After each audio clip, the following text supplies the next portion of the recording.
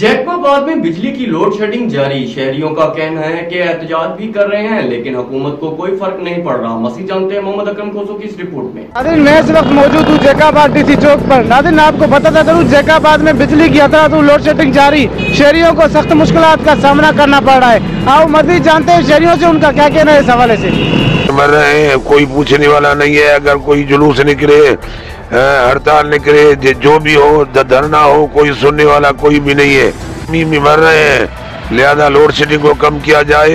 लेकिन load shedding किया भी नहीं जाए। जैकबाबाद तेरे 52 डिग्री शहर में मुतालबा करते हैं सूबाई हुकूमत से, वफाकी हुकूमत से, तो जैकबाबाद को बिजली से इस्तिस्ना करार दिया जाए। एशिया का गर्म तरीन इलाका जैकबाबाद में बिजली के लोड शेडिंग ने बिजनेस को तबाह कर दिया है।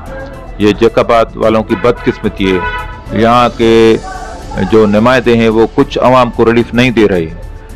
सर्द इलाके जो है वहाँ अवाम को स्पेशल रिलीफ दिया जाता है। जैसा कि आप देख रहे हैं कि गर्मी की शिद्दत बहुत ज़्यादा बढ़ गई है। कल भी हमने 48 थी और अभी 48 से हम प्लस देख रहे हैं। और इसी इतनी ज़्यादा गर्मी में आप देख रहे हैं कि लोड शेडिंग का जो है वो जुल्म बहुत बढ़ गया है और ज़्यादा हो गई है। इसमें हम गवर्नमेंट ऑफ सिंध और गवर्नमेंट ऑफ पाकिस्तान से अपील करते हैं कि इस जो है इतनी गर्मी में हमें लोड शेडिंग से निजात दी जाए और इसको ख़त्म किया जाए।